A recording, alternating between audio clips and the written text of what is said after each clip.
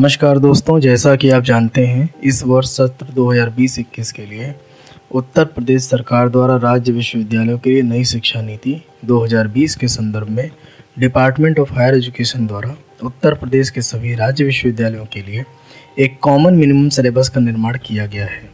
यह syllabus semester system पर आधारित है। हम सभी बीए एजुकेशन के सेमेस्टर सिस्टम के सिलेबस के बारे में आज बातचीत करेंगे। इस सिलेबस का नाम रखा गया है the conceptual framework of education, शिक्षा की अवधारणात्मक रूपरेखा, जिसे 8 इकाइयों में वितरित किया गया है। इकाई 1 का नाम शिक्षा, अवधारणा तथा लक्ष्य रखा गया है। इसके अंतर्गत प्रथम प्रकरण का नाम प्राचीन भारतीय ज्ञान परंपरा, जीवन का मार्ग, गुरु एवं शिक्षा की अवधारणा है। इसके अंतर्गत हमें प्राचीन भारतीय ज्ञान परंपरा का अध्ययन करना है। प्राचीन भारत में जीवन का तरीका कैसा था, गुरु की अवधारणा कैसी थी, शिक्षा की अवधारणा कैसी थी, इसके बारे में हमें अध्ययन करना है। शिक्षा के ही समानार्थी शब्द विद्या और ज्ञान शिक्षा के साथ प्रयोग किए जाते रहे हैं। इन दोनों का किस रूप में प्रयोग होता था, इसका क्या अर्थ होता था, इसके बारे में हमें अध्ययन करना है। इसके साथ ही साथ हमें शिक्षण और प्रशिक्षण शिक्षा से किस प्रकार अलग है, इसके बारे में हमें जानकारी प्राप्त करनी होगी। इसके साथ ही हमें शिक्षा के जो कारक हैं, शिक्षा के कारक के अंतर्गत हमें शिक्षा का अर्थ, शिक्षा की परिभाषा, शिक्षा का पाठ्यक्रम, विद्यालय अनुशासन और शिक्षण विधियों के बारे में हमें जानकारी प्राप्त करनी है। इसके बाद इस यूनिट का अगला टॉपिक है शिक्षा का उद्देश्य। इस उद्देश्य के अंतर्गत हमें कुल 4 प्रकार के उद्देश्यों का अध्ययन करना है, जिसमें व्यक्तिगत, समाजवादी, लोकतांत्रिक और शिक्षा के व्यावसायिक उद्देश्यों का अध्ययन हमें करना है। व्यक्तिवादी उद्देश्य क्या होते हैं, सामाजिक उद्देश्य का निरूपण किस प्रकार से समाज करता है, भारत जैसे लोकतांत्रिक देश में शिक्षा के लोकतांत्रिक उद्देश्य क्या क्या होने चाहिए और शिक्षा का व्यावसायिक उद्देश्य क्या है, हमें इस प्रकरण के अंतर्गत अध्ययन करना है। अब हम इकाई 2 की तरफ चलते हैं, जिसका नाम रखा गया है शिक्षा के कार्य। इसके अंतर्गत हमें व्यक्तिगत और सामाजिक विकास, सांस्कृतिक विरासत का हस्तांतरण, कौशल अधिग्रहण, मानव मूल्यों का अर्थ एवं अर्जन, सामाजिक एकता अथवा एकजुटता, अवकाश के लिए शिक्षा, राष्ट्रीय एकीकरण के लिए शिक्षा, अंतर्राष्ट्रीय सद्भावना के लिए शिक्षा, मानव संसाधन विकास के लिए शिक्षा, हमें इन सभी शिक्षा के कार्यों का अध्ययन करना है।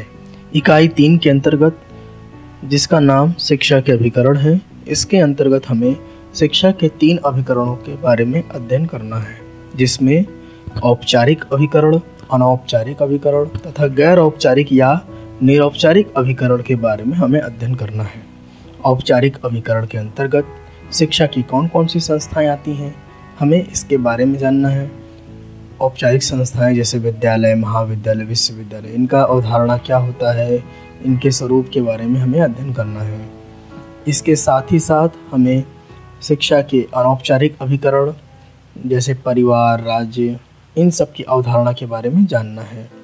इसके साथ ही साथ हमें शिक्षा के गैर औपचारिक स्वरूप, उसकी संस्थाएं, उसके कारण, उसके क्या उद्देश्य हैं, इन सभी को हमें समझना है। इसके पश्चात हम इकाई 4 की तरफ बढ़ते हैं, जिसका नाम है भारतीय संविधान एवं शिक्षा। इस इकाई में 2 प्रकरणों का हमें अध्ययन करना है। ये 2 टॉपिक्स हैं। पहला है जिसमें शिक्षा के माध्यम से संवैधानिक मूल्य की शिक्षा के लिए संवैधानिक प्रावधान क्या किया गया है, शिक्षा के माध्यम से हम कौन कौन से सामाजिक मूल्य हैं जो संविधान में रखे गए हैं, जिन्हें हम शिक्षा के माध्यम से सिखा सकते हैं, इन सब के बारे में विस्तार से अध्ययन करना होगा। शिक्षा के लिए कौन कौन से संवैधानिक प्रावधान किए गए हैं, शिक्षा को मूल अधिकार के रूप में कब सम्मिलित किया गया, शिक्षा के संबंध में जब संविधान लागू हुआ था उस समय शिक्षा को किस अनुच्छेद के अंतर्गत रखा गया, बाद में उसमें क्या क्या बदलाव किए गए, किस वर्ष में किए गए, कौन से संविधान संशोधन के द्वारा किए गए, इन सब के बारे में हमें इसमें अध्ययन करना है। इसके पश्चात हम इकाई 5 की तरफ चलते हैं, जिसका नाम रखा गया है पूर्व प्राथमिक शिक्षा। इसमें हमें पूर्व प्राथमिक शिक्षा की अवधारणा, उसका महत्व, और उसके उद्देश्य के बारे में अध्ययन करना है। पूर्व प्राथमिक शिक्षा के कुछ मॉडल भी आपको पढ़ने होंगे। इस सिलेबस में 3 मॉडल को रखा गया है, जिसमें से पहला है डाल्टन मॉडल, मॉन्टेसरी मॉडल और kindergarten model. Kindergarten model Froebel के द्वारा दिया गया है। फ्रॉबेल ने किंडरगार्टन मॉडल को अपनी शिक्षा प्रणाली में दिया था।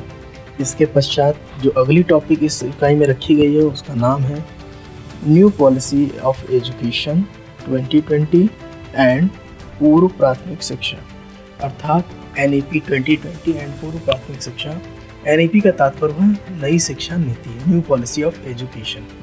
तो आपको राष्ट्रीय शिक्षा नीति के जो आयाम हैं, पूर्व प्राथमिक शिक्षा से संबंधी जो उसके संगठनात्मक परिवर्तन किए गए हैं, जो संगठनात्मक बदलाव किए गए हैं, जो उसकी अवधारणा में परिवर्तन आया है, जो शिक्षा के कॉन्ट्रैक्ट में, उसके कॉन्सेप्ट में, उसके स्ट्रक्चर में क्या क्या बदलाव किया गया है, इन सब के बारे में हमें अध्ययन करना है। इस टॉपिक में हमें प्राथमिक शिक्षा के क्या स्वरूप है, उसके उद्देश्य क्या है, उसका महत्व क्या है, नई शिक्षा नीति में इसे क्यों सम्मिलित किया गया, उसके पीछे क्या कारण थे, हमें इसे अध्ययन करना होगा। अब हम चलते हैं इकाई 6 की तरफ, जिसका नाम प्राथमिक एवं माध्यमिक शिक्षा रखा गया है। प्राथमिक एवं माध्यमिक शिक्षा के बारे में हमें इस प्रकार में अध्ययन करना है। इस इकाई में हमें शिक्षा के उद्देश्य क्या है, प्राथमिक और माध्यमिक शिक्षा के, इनका महत्व क्या है और प्राथमिक और माध्यमिक शिक्षा का वर्तमान परिदृश्य क्या है, इसके बारे में हमें अध्ययन करना है। इकाई 7, जिसका नाम उच्च शिक्षा रखा गया है, इस इकाई में शिक्षा की अवधारणा, उच्च शिक्षा के क्या उद्देश्य हैं, उच्च शिक्षा की आवश्यकता क्या है, उच्च शिक्षा के शिक्षण उद्देश्यों के बारे में हमें अध्ययन करना है। पश्चात हमें शिक्षा के क्या, विश्वविद्यालयी शिक्षा क्या होती है, विश्वविद्यालय के कितने प्रकार होते हैं, इसमें हमें केंद्रीय विश्वविद्यालय, राज्य विश्वविद्यालय, निजी विश्वविद्यालय तथा मुक्त विश्वविद्यालय के बारे में अध्ययन करना है। हमें केंद्रीय विश्वविद्यालयों का संगठनात्मक संरचना क्या होती है, राज्य विश्वविद्यालय क्या होते हैं, निजी विश्वविद्यालय के गठन के क्या उद्देश्य हैं, मुक्त विश्वविद्यालय की अवधारणा क्या है, इनका संगठन किस प्रकार से हुआ, इनका इजाद किस प्रकार से हुआ, हमें इस सब के बारे में अध्ययन इस इकाई के अंतर्गत करना है। इसके साथ ही साथ जो इस इकाई की सबसे अंतिम टॉपिक है उसका नाम है उच्च शिक्षा का स्वरूप, उसका इतिहास, उसके परिवर्तन, अर्थात उसका वर्तमान परिदृश्य क्या है, उसका भूत कैसा था, उसका वर्तमान कैसा है, इन सब के बारे में हम अध्ययन करेंगे। इसके पश्चात इस पाठ्यक्रम की जो अंतिम इकाई, जिसे हम इकाई 8 के नाम से जानते हैं, इकाई 8 के अंतर्गत भारत में शिक्षा प्रणाली के विभिन्न मार्गदर्शक एवं नियामक निकायों के बारे में हमें अध्ययन करना है। इसके अंतर्गत सर्वप्रथम हमें शिक्षा मंत्रालय, जिसे हम MHRD के नाम से पहले जानते थे, मानव संसाधन विकास मंत्रालय, ministry of human resource and development, इसका अध्ययन करना है। इसकी संरचना के बारे में हमको जानना है, इसके संगठनात्मक कार्य क्या होते हैं, कौन कौन से इसमें सदस्य होते हैं, इन सभी विषयों पर हमें, इस बिंदु पर हमें विचार करना है। इसके पश्चात जो हमें अगले टॉपिक पे बात करना है वो है यूनेस्को। यूनेस्को अर्थात United Nation Educational, Scientific and Cultural Organization. इस संस्था के सभी बिंदुओं के सभी पहलुओं को हमें पढ़ना है। इसके बाद हमें जिस टॉपिक के बारे में इसके अंतर्गत पढ़ना है वो है NCERT। NCERT अर्थात national council of educational research and training. NCERT ये राष्ट्रीय स्तर की संस्था है। इसी प्रकार NCERT की इसी तरह राज्य स्तर पर राज्य की संस्था होती है, जिसे हम SCERT के नाम से जानते हैं। उसका अध्ययन भी हमें इकाई 8 के अंतर्गत करना है। इसके पश्चात हमें NCTE के बारे में जानना है। NCTE अर्थात national council for teacher education. NCTE के पश्चात हमें डाइट के बारे में अध्ययन करना है। डाइट अर्थात district institute for education and training. इसके साथ साथ हमें NAAC के बारे में अध्ययन करना है। NAAC अर्थात national assessment and accreditation council. इसके बाद हमें IQAC अर्थात इंटरनल क्वालिटी अश्योरेंस सेल के बारे में अध्ययन करना है।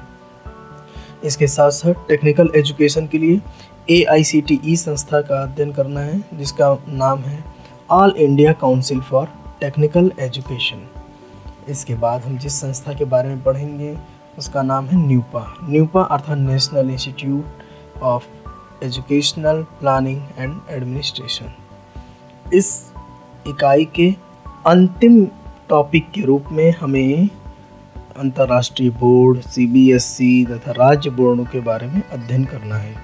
आशा है आप लोगों को इस वीडियो में दी गई जानकारी पसंद आई होगी। इसको लाइक करें और अगले वीडियो में हम मिलेंगे जिसमें हम शिक्षा की अवधारणा के बारे में बात करेंगे, जो आपकी इकाई 1 का पहला टॉपिक है। शिक्षा की अवधारणा और अर्थ के बारे में हम अगले वीडियो में मिलेंगे। तब तक के लिए धन्यवाद। आपने अपना कीमती समय इस वीडियो के लिए दिया, इसके लिए आपका बहुत बहुत आभार।